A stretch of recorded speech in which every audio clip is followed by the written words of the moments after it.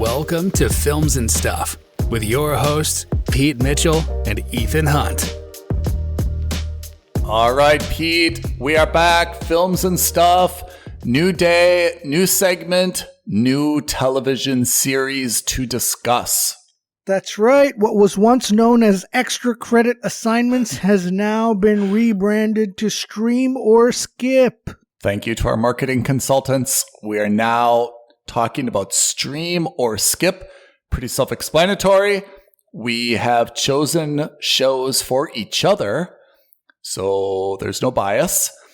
And we've watched at least 2 episodes. I think in both of our cases, we watched the entire season. And then we tell you, listeners, should you stream it or skip it? Yep. And the whole point is that the shows that we've selected for each other are not in our wheelhouse. Because, we don't want to be bogged down with always watching the same kinds of shows, whether it's sci-fi or westerns or whatever. So there are some sitcoms in there. There are some foreign shows in there. There's some romantic comedies in there. The whole point, or anime, the whole point is that these are shows that Ethan wouldn't normally watch or Pete wouldn't normally watch, so that we can give you a better idea of what's, available on these different platforms. True. And we should also say they're also intended to be a little bit under the radar. Obviously, the Netflix most popular now type shows, it's not difficult to discover them. This is intended to discover something that you may not otherwise see. Exactly. So while certainly there are some quote-unquote A-list titles on both our lists, there are also quite a few titles which I think, I've never heard of, which I'm pretty sure Ethan hasn't heard of either. True. Pete, what did you have this week to watch? So this week I had to watch a Netflix show called Nightflyers. And I think this was a relatively old show, actually made by Sci-Fi. Oh, man. Yeah, you're right. And I think Netflix just grabbed the streaming rights to it. And I gotta say, I've got my notes out here. So on paper, this show has a lot going for it that normally I would love. It's a sci-fi show. It's set in space. It's about, visiting an alien civilization that may have the answer to all of humanity's woes. Oh. It's got a little definitely sounds like your wheelhouse. It definitely sounds like my normal wheelhouse. But I gotta say, this for there's me the but. was a huge skip. No. Yeah. Okay. So let's take a step back. Let's talk about the things that are good. Let's talk about good. Yes. Unbelievable visual effects for a TV series, for a 1-season miniseries, whatever it is. I think there's only that 1 season that came out. Yeah. Some of the sci-fi, the visual effects are some of the finest I've ever seen for a TV series. Wow. In fact, rivaling that of some movies. That's how good it was. Genuinely fantastic. So I can't fault the design of the ship. I can't fault the design of some of the visual elements. Spacesuits and stuff. Yeah. Yeah, all of that kind of stuff. Really, really, really well done. The very first episode, I kind of like what they did. The opening scene of the first episode is actually in the present time, and it shows like everything falling apart. And then it does that classic trope of 1 month earlier. Yeah. And then they build up to that. And I like that. It's an old trope, but it's a fun trope because it's always fun to see the end and how you get to that end. Yes. That was good. Unfortunately, that's all that I found to be. So those are the pros. That was the pro. What's the cons? Each episode is like an hour plus long. So these are long, like proper drama, long show episodes. That's a con to you. No, it's not. It's a con only in the sense that couldn't get myself interested. And now I know that in the old day, or not the old days, but these days especially, it's more normal for you to start watching the TV show and then have to stick it through 1, 2, or 3 episodes before you get bit in. Yeah. I couldn't get myself to do it. I just couldn't get myself to do it because there are a couple of tropes in there. There's a military squadron. There's a character that's got psychic telekinetic abilities, known as an L1. Then you have this is a ship that's been hired out to conduct a specific mission. The crew works for the captain. The captain has been hired by this, non-military client. And then all of a sudden, the non-military client has the psychic guy with them. The military guys don't like the psychic guys. And so it starts like this civil war on the ship. It's... have you ever watched the show or the movie Event Horizon? No, I have not.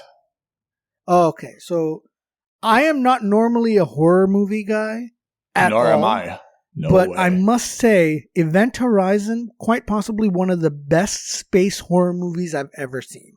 Oh, it scared the living pee out of me, but it was too unbelievable. No, Lawrence Fishburne. I can't even remember the whole cast, but it was a really good show. I think Sam Neill was in it as well. Huh. And this show called Event Horizon. Event Horizon, yeah. Okay. And this movie show has a lot of Event Horizon feelings for me. Is it supposed to be scary? I mean, is Nightflyers supposed to be scary or thriller? It's supposed to be like a mystery thriller drama on a space station while they're doing this mission to meet an extraterrestrial life form. And that life form, they want to get in touch with that life form because they want to make contact with with aliens for the first time in human history, and B, that's why they've got this psychic powered human. And we're living in an alternate future where there are humans who have psychic abilities, and the reason is that they looked at the brainwaves of the psychic, and they can see that it's the same pattern that they find in the aliens. So they think that would be the easiest way for them to communicate is with a human psychic. Again, on paper, so far this is ticking all the right boxes. But I think in terms of execution, it just fell flat for me. I can't articulate it perfectly, but it felt A, long in the tooth, B, it felt like it was borrowing from a lot of different sources and not in a good way. So it felt like, I'm sitting there with my notebook, going through my list of top 10 favorite space movies. Mm-hmm. I'm taking all the elements from those space movies that I really like. Mm-hmm. So there's a little bit of Aliens in there. There's a little bit of Event Horizon in there. Mm-hmm. There's a little bit of Jurassic Park in there. There's a little bit of, all of these things. And then they're saying, okay, let's put all of those elements onto one spaceship. Okay, go. Oh, there's a little bit of Resident Evil in there.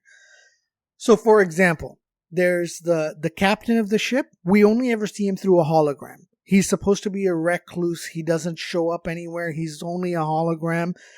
And I haven't seen the entire series, but I am willing to bet you $100 right here, right now. We learn by the end of the season that the captain actually isn't a hologram, but it's an artificial intelligence posing as a human who's created a backstory that he's a recluse, but that's just so that he can kind of help control his crewmen. So the crew doesn't know it right now, but they're actually working for the ship. That's my feeling, and God knows I like that you've already. I like that you've already. But I'm willing to bet $100. So this is a hard skip, in your opinion. It is, and it's not even a show you can keep on in the background because the problem is that it does require your attention, again, because of its length and because of its relative complexity. So I can't, and the visuals are, again, gorgeous, but it doesn't disguise from the fact that there are just so many tropes that you've seen time and time again. I couldn't do it. I couldn't. Only I one sat through season? 2 episodes. Only one Yeah. season? 1 season, 10 episodes, and I couldn't. Yeah. Well, I'm sorry that you had to spend time on 2 episodes. I'm happy that you got something out of it, which is to tell people not to watch this, because I have to say, I agree with you. Based on the cover art, based on kind of the Netflix trailer, based on the description, I would have thought that this would have been much better than you Yep. than I you think, said it was. genuinely speaking, if you and I were bored and if we found this on our queue, we would be maybe not excited, but we would have been like, oh yeah, I can see myself spending the next 10 hours watching this. Yeah. And I gotta say, after 2 hours into that, I couldn't do it anymore. I just couldn't be bothered. That is Nightflyers on Netflix, the homework of Pete, and he ranks it as a skip. So we skip it. You'll never hear from it again. Shall I go on to mine? Please. So I had The Staircase, which is on HBO Max. It is 1 season. It's from 2022. And it stars some folks that we know very, very well. Colin Firth. Yeah. Toni Collette. Sophie Turner. Patrick Schwarzenegger. Dane DeHaan.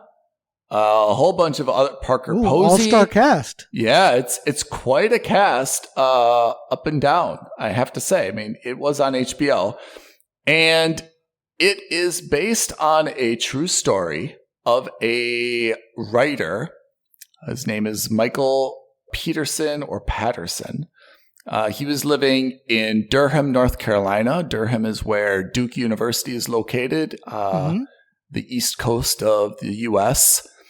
And he and Toni Collette had a very interesting family. She was a executive at a telecom and apparently making all the money. He was a writer, but as a lot of writers are, he was just getting like small advances and wasn't really publishing anything. He considered running for city council and wasn't successful. And their family consisted of, they were both, I think, on their second marriages. She brought a daughter to the family, and he brought 2 sons and also 2 adopted daughters. So we have a total of 5 kids. 2 of them looked at him as their natural father. 1 of them looked at her as her natural mother, and 2 that were adopted by him when he was based in the military in Germany. So again, based on a true story, his wife, Toni Collette, dies. And he finds his wife at the bottom of the stairs in a pool of blood. He calls 911 and says, my wife fell down the stairs. And the paramedics come and they look at the scene and they're like, no way. Like, we've seen people fall down the stairs before. This is not what they look like. And this is not what the scene looks like when someone falls down the stairs. There is, you just have to see like the visual. There is way more blood, and it's in a, let's say, splatter pattern that it would indicate something much more dramatic than a stair fall. So he is arrested, and it essentially divides the family. Of course, the now deceased mother, her natural daughter, of course, thinks that there's foul play. The 2 sons, of course, support the father. The 2 adopted daughters, kind of caught in the middle, where their sister is now basically not talking to them. Their brothers are not willing to kind of be a little bit more objective about some of the things that don't add up. And if you've seen Defending Jacob, that is a show where a young teen was alleged to kill a classmate. And instead of having kind of the jury verdict at the end, they do it about in the middle of the season. And then there's a whole bunch of drama that takes place after that verdict, which makes you, first you question, did he do it? Didn't he do it? And then at the end, you have more questions that could sway you in either direction. Here it's very similar, where Colin Firth's character has his trial in about the middle of the season, and then there's a whole bunch of drama that happens after that makes you maybe rethink your opinion. But throughout the first half of the season, they make you do a very good job of however you see him is how you see his innocence or guilt, right? I mean, intentionally, they make the character a little bit wishy-washy. Is he an asshole, or is he just kind of a weird guy who's misunderstood, right?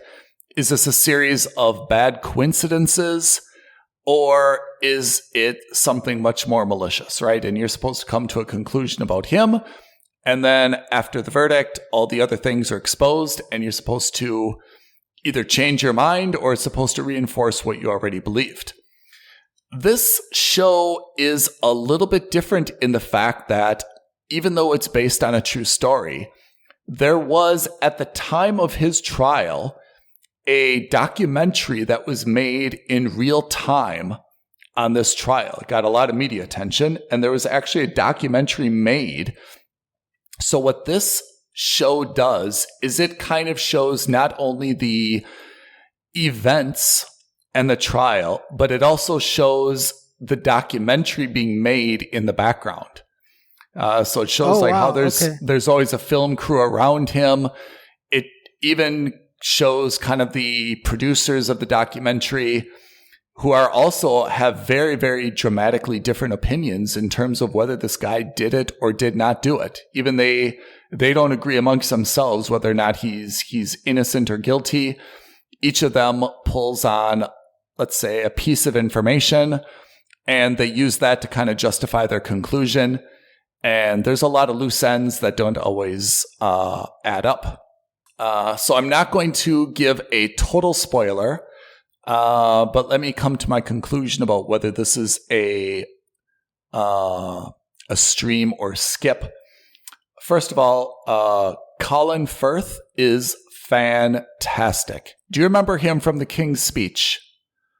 I do. Yeah. The fact that the same actor could play kind of this rumpled, disorganized, assholey, in a lot of ways weird, like suburban father, could also play like the king of a country, I think is just phenomenal. Like, I really, really believe him in the way that he dresses, the way he acts, the way his mannerisms.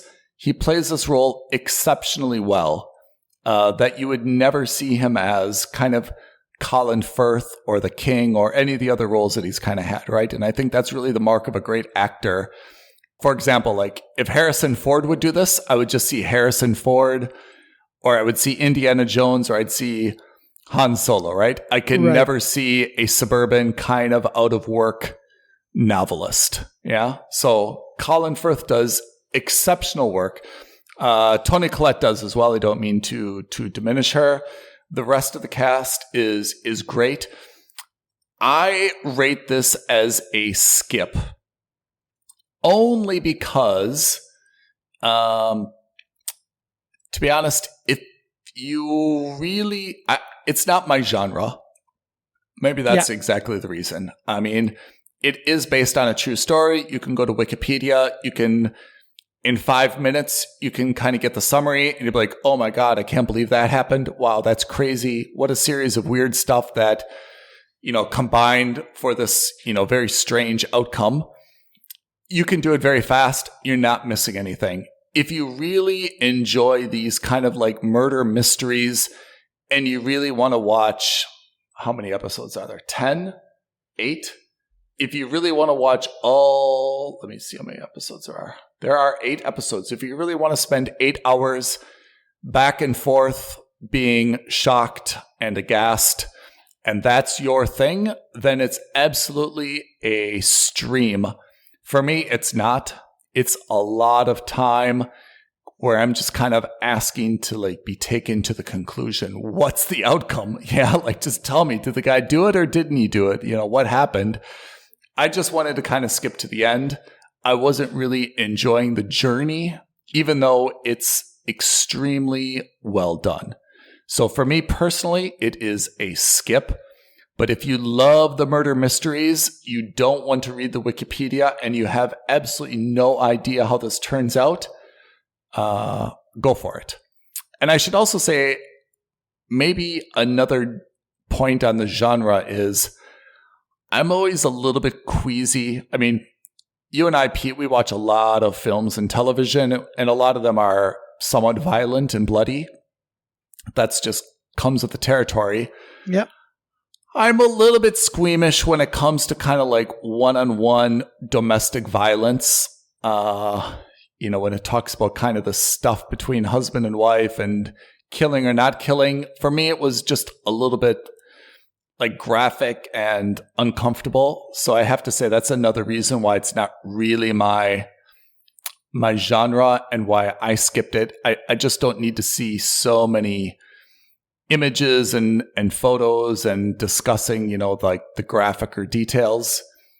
But it is based on a true story. And like with all very good true stories, there's a lot of events that come together that make it so unique, right? Like it's not just did he do it or didn't he do it? There's obviously a lot in his past. There's a lot in her past. And all those kind of seemingly random events come together in a way that it really causes you to interpret this however, you know, you're prone to interpret it. So if you love the murder mystery, binge it.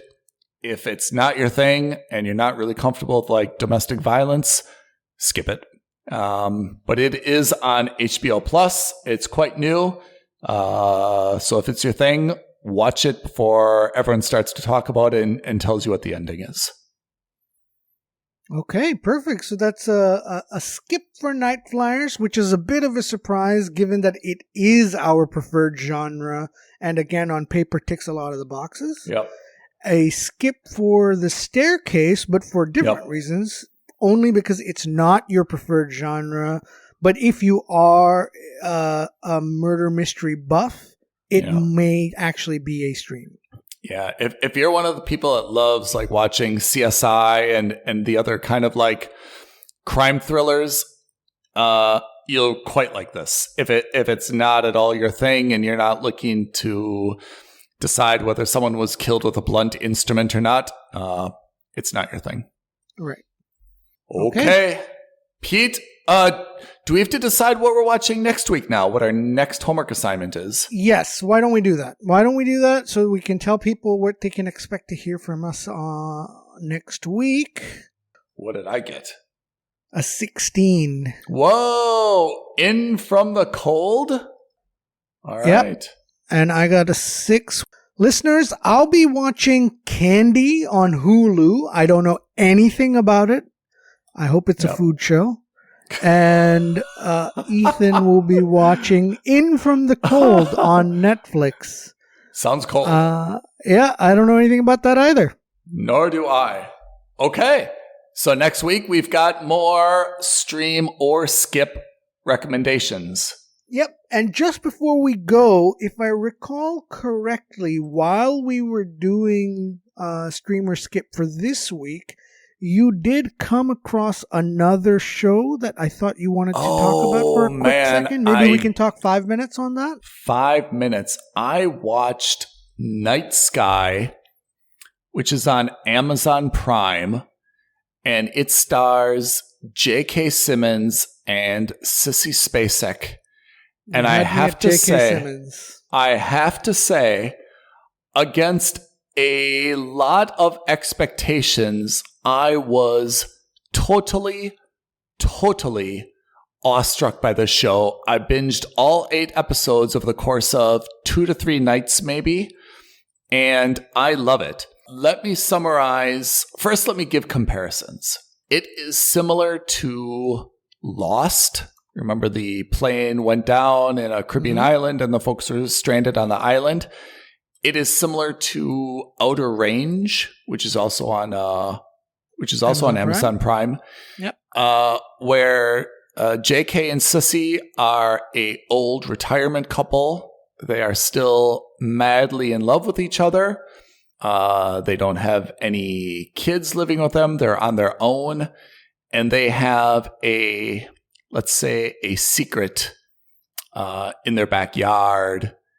And this secret has a sci-fi element to it. And for years and years and years, it's just their little thing. No one else knows about it. They haven't told anyone about it. And now suddenly it has, let's say, activated. And they realize more and more exactly what it is. And of course, there's a group and another group. And these groups have separate interests towards this thing, and they're a little bit like caught in the middle. I think that's the best way that I can summarize it without giving away any spoilers that you'll see in kind of the first few episodes. I was really, really surprised with how into the show I got. I wouldn't say it's funny. There's no ha-ha stuff. But if you know the kind of like J.K. Simmons, he's very good at kind of like these sharp lines or this kind of dull humor or sarcasm. So there's a few times I laughed just because of how he delivers stuff. I'm not a huge Sissy Spacek fan, and I feel like her character is a little bit annoying to me in the show. JK is definitely the more sympathetic one. But honestly, I really got into this. There's a lot of other characters, much younger, who are introduced, and it's definitely worth a watch if you like kind of like sci-fi things like Lost or like Outer Range. Okay. So for me, it's an absolute stream. Okay, so I will put that on my list of shows to watch. Yes, sir. Pete, that was Stream or Skip. That was Stream or Skip. And now I think on our next episode, we're going to be talking about the other feature film we watched on Netflix, which is The Gray Man, with our good friend Ryan Gosling, right? That's absolutely right. Ryan Gosling, Chris Evans, Billy Bob Thornton, who I haven't seen in a long time. Ana de Armas, yeah. So catch up with us on the next episode. Yes, thanks to everyone for joining. And if you've got any suggestions for Pete and I to do the dirty work for you, we'd be happy to watch it and give you the stream or skip recommendation. Yeah. Great idea. Email us aloha@filmsandstuffpodcast.com or tweet at us at F&S Podcast. Tell us, are there any shows that you've heard about, whether they're really famous or not famous, but you're not sure if you want to watch it? We will gladly put it on our stream or skip list, and we'll make sure to watch it and give you our initial impressions on whether you should bother to stream it or skip it. Indeed, we will. Pete, listeners, thank you for your time. Wishing you all a wonderful weekend. Thanks, guys. Thank you for listening to another episode of Films and Stuff. If you haven't already, please subscribe and review on Apple Podcasts, Spotify, or wherever podcasts are downloaded. Films and Stuff. There is no substitute.